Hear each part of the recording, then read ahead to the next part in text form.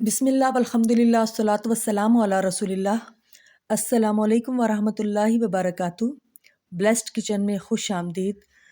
आज हम बहुत ही मज़ेदार चिकन कढ़ाई बना रहे हैं जो कि दूसरी कढ़ाइयों की निस्बत जल्द बन जाती है और टेस्टी भी बहुत है और बिल्कुल घर के मसालों के साथ हमने इसको बनाया है। इसके लिए हम कुछ चीज़ें तैयार करके रखते हैं। सबसे पहले हम इसके लिए टमाटरों को तैयार करते हैं। टमाटरों को तैयार करने के लिए सबसे पहले हम उसकी स्किन को हटाएंगे। स्किन क्योंकि टमाटरों की सख्त होती है और वो गलती बहुत देर से है, तो इस तरीके से अगर कोई पुरानी छुरी है, आप उसके ज़रिए अगर आग के ऊपर टमाटरों को सेंकेंगे तो उसका सारा का सारा छिलका आसानी से उतर जाएगा। टमाटरों को हमने तकरीबन दरमियानी आंच पर इस तरीके से सेंकना है। ये देखें अब कितना इजीली इसका छिलका उतर रहा है। हम इसी तरीके से तमाम के तमाम टमाटरों को आग पर सेंक कर उनके छिलके आराम से उतार लेंगे ताकि हमें कढ़ाई बनाने में कोई दिक्कत पेश ना आए और जल्दी जल्दी हमारी कढ़ाई तैयार हो जाए। अगर कोई पहली मरतबा ये तरीका देख रहा है तो वो उसके जहन में ये ज़रूर आएगा कि शायद इससे कोई टेस्ट में फ़र्क आए या कोई बारबेक्यू का टेस्ट आए। ऐसा कुछ भी नहीं है, सिर्फ़ और सिर्फ छिलका ही उतरेगा। अब हम एक दरमियानी साइज़ की प्याज और 3 हरी मिर्चों को एक तरफ थोड़ा सा पानी डालकर बॉयल होने के लिए रख देते हैं और अब दूसरी तरफ हम 1 कप ऑयल लेंगे कढ़ाई के अंदर, जिसमें हम अपने चिकन को फ्राई करेंगे।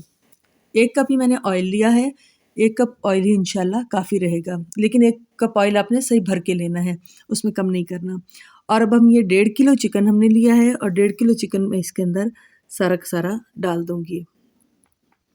चिकन को सबसे पहले हम फ्राई करेंगे। चिकन हमने मिक्स लिया है, हड्डियाँ और बोटियाँ सारी मिक्स ही हैं, जैसे होल चिकन होता है वैसे ही हमने लिया है।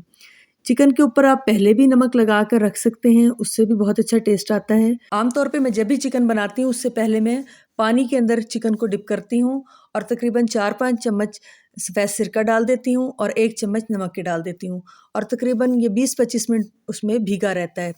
उससे ये बहुत अच्छा हो जाता है और उसके बाद जब मैं फ्राई करने लगती हूँ तो उससे पहले ही मैं नमक डाल लेती हूँ, लेकिन आज मैंने पहले नहीं डाला, ये मैं नमक अब डालूँगी।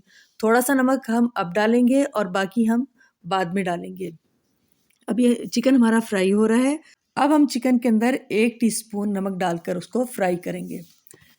नमक का टेस्ट बहुत अच्छा आता है बोटियों के अंदर, बोटी बिल्कुल फीकी नहीं लगती। हमेशा आप चिकन के अंदर नमक पहले ही डाल के फ्राई करें, चाहे तो जिस वक्त कच्चा चिकन हो उस वक्त नमक डाल दें या फिर जब आप फ्राई कर रहे हो उस वक्त आप डालें, यानी कि मसाले के साथ की बजाय आप शुरू में ही डाल दें। आप ये भी कर सकते हैं जैसे मैंने अब किया है कि मैंने अब 1 टीस्पून अब डाला है और आधा टीस्पून मैं बाद में डालूँगी इंशाल्लाह। अच्छा, ये अच्छी तरीके से भुन रहा है। आप इस मौके पे लहसुन अदरक का पेस्ट भी डाल सकते हैं, मैं भूल गई थी डालना, तो आप उसको डाल के भी फ्राई करें। लेकिन अल्हम्दुलिल्लाह जब ये कढ़ाई तैयार हुई तो बिल्कुल भी उसमें कोई स्मेल नहीं थी, क्योंकि इसको हमने बहुत ज़्यादा फ्राई किया है। ये वो प्याज और हरी मिर्चें हैं जिनको हमने बॉयल किया था, अब इसी पानी में हम इनको ब्लेंड करके रख देंगे। अब ये वो टमाटर हैं जिनके हमने छिलके उतारे थे, इनको हमने काट कर 2 टेबलस्पून ऑयल डालकर एक पैन में अलहदा चढ़ा दिया है। इस तरीके से बहुत जल्दी गल जाएँगे। अब देखिए हमारे कुछ देर बाद हमने चेक किया है तो टमाटर गल चुके हैं। अब इनको हल्का-हल्का चम्मच के साथ मैश कर देंगे। सिर्फ़ जो साइड का किनारा होता है वो थोड़ा-सा सख्त रह जाता है, वो नहीं गलता। बाकी माशाल्लाह सारे के सारे टमाटर बहुत अच्छे गल चुके हैं। ये जब सारा का सारा मैश होके उसमें शामिल होगा तो फिर हमें बिल्कुल भी मसला नहीं होगा और चिकन कढ़ाई बहुत जल्दी तैयार हो जाएगी। ये देखें थोड़ा साइड वाला हिस्सा होता है, ये थोड़ा-सा देर से गलता है, बाकी टमाटर बिल्कुल सॉफ्ट हो गए हैं, इसीलिए कढ़ाई जल्दी तैयार हो जाती है। अब कढ़ाई के अंदर जो चिकन फ्राई हो रहा है उसके अंदर हम प्याज और हरी मिर्चों का जो पेस्ट था वो हम उसमें शामिल कर रहे हैं। हम इसके पानी को ड्राई करेंगे। कढ़ाई बनाते वक़्त हमेशा थोड़ी आँच तेज़ रखनी पड़ती है। अगर हम आँच हल्की रखेंगे या दरमियानी रखेंगे तो फिर कौरमे और कढ़ाई में कोई फ़र्क नहीं होगा। जो आम सालन हम चिकन का बनाते हैं उसकी बोटियों और इसकी बोटियों में बिल्कुल भी फ़र्क नहीं होगा। अब ये हमने जो अपने मैश्ड टोमेटोज़ हैं वो हम इसके अंदर शामिल कर लेंगे, जो हमने पकाकर इसको हमने सॉफ्ट कर लिया था। अब ये इसके अंदर शामिल हो जाएँगे।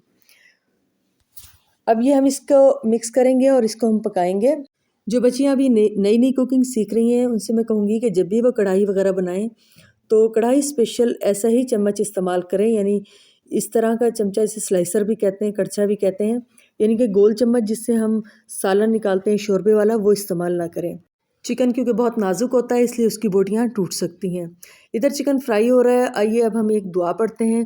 जो कि मरीज़ की इयादत के लिए पढ़ी जाती हैं। बिस्मिल्लाहिर्रहमानिर्रहीम। ला बअस तहूरुन इंशाअल्लाह। तर्जुमा, कोई घबराने की बात नहीं, इंशाअल्लाह ये बीमारी ज़ाहिरी और बातनी आलूदगियों से पाक कर देने वाली है। आइए अब हम अपनी डिश की तरफ चलते हैं। हमने इसके अंदर 1 टीस्पून लाल मिर्च पाउडर लिया है। आप अपने टेस्ट के हिसाब से भी कम या ज़्यादा कर सकते हैं। आधा टीस्पून मैंने इसके अंदर नमक लिया है। पहले हम 1 टीस्पून डाल चुके हैं। 1.5 किलो चिकन है, इसलिए मैंने इसके अंदर 1.5 टीस्पून टोटल डाला है। आधा टीस्पून इसमें हम हल्दी पाउडर डालेंगे और हम इसको फिर मसालों को डालने के बाद हम अच्छे तरीके से इसको भूनेंगे ताकि मसालों का कच्चापन ख़त्म हो जाए। इस कढ़ाई में मैंने बिल्कुल सिंपल मसाले ही डाले हैं, कोई ब्रांड का मसाला नहीं डाला। अब हम इसके अंदर 1 पाव दही यानी 250 ग्राम दही हम इसके अंदर डालेंगे। दही को अच्छे तरीके से पहले मैंने फेंट लिया था। अगर दही को ना फेंटा जाए तो फिर उसकी फुटकियाँ सालन के अंदर नज़र आती हैं और वो बहुत मुश्किल से दूर होती हैं और वो सालन भी बहुत बदनुमा लगता है जिसमें दही की फुटकियाँ नज़र आएँ, इसलिए हमें केयर करनी चाहिए। अब मैंने 4 खाने के चम्मच फ्रेश मलाई यानी कि जो दूध के ऊपर से उतारी हुई मलाई होती है वो ली है और उसको अच्छे तरीके से मिक्स किया है। लेकिन मैं इसको ऐसे नहीं इसमें शामिल करूँगी क्योंकि इस तरीके से भी इसके ज़रात आ सकते हैं। मैंने एक चाय छानने वाली छलनी ली है, उसके अंदर अब मैं ये मलाई डालूँगी और चम्मच की मदद से इसको इस तरीके से जब हम चलाएँगे चम्मच को तो फिर क्या होगा कि उसकी जो क्रीम होगी वो अंदर चली जाएगी और ज़रात ऊपर रह जाएंगे। ज़रात को भी अच्छे तरीके से हम मैश करेंगे तो कुछ भी इसमें से ज़ाया इंशाल्लाह नहीं होगा। बिल्कुल थोड़ी बहुत झिल्ली रह जाएगी और बाकी सारी की सारी स्मूथ सी क्रीम इसके अंदर चली जाएगी। मैंने आपको पहले भी एक मरतबा जब मैक्रोनी फ्रूट सैलेड सिखाया था, उसमें भी मैंने आपको यही तरीका बताया था कि आप कभी भी डायरेक्ट मलाई को ना डालें। उससे एक तो टेस्ट तो चूँकि ज़ाहिर है अच्छा होता ही है, लेकिन जब वो मलाई की झिल्ली सी मुँह में आती है तो कई बच्चे या बड़े बहुत एतराज़ करते हैं इस चीज़ पे कि इसमें मलाई डाली हुई है और वो चीज़ खाना ही छोड़ देते हैं। तो ये सबसे अच्छा तरीका है। देखें इतनी स्मूथ इसमें मलाई गई है और बिल्कुल बेहतरीन तरीके से जो है ना इसमें शामिल हो गई है। इस वक्त आपको कलर लग रहा होगा कि बिल्कुल ही इसका डल हो गया है कलर, सारी इसकी सुर्खी ख़त्म हो गई है। थोड़ी देर बाद इंशाल्लाह इसकी सुर्खी वापस आ जाएगी और ये घी साइडों से निकलना शुरू हो गया है।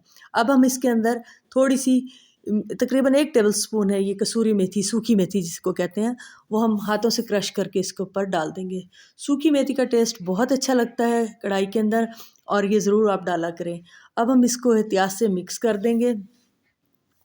अब हम इसके अंदर फ्रेश मैंने पिसा हुआ धनिया लिया है 1.5 टीस्पून, आधा टीस्पून भुना कुटा ज़ीरा डाला है मैंने इसके अंदर, इसकी भी बहुत ही प्यारी खुशबू आती है। आधा टीस्पून मैंने इसके अंदर काली मिर्च का पाउडर डाला है। काली मिर्च का पाउडर मैं पीसकर एक एयर टाइट डब्बे में बंद कर देती हूँ, उससे उसकी खुशबू और जायका बहुत अरसे तक सही रहता है। कढ़ाई हमारी तैयार हो चुकी है। अब हम इसको हरे धनिए से, अदरक से गार्निश करेंगे। चलें जी, हमारी मज़ेदार सी कढ़ाई तैयार है।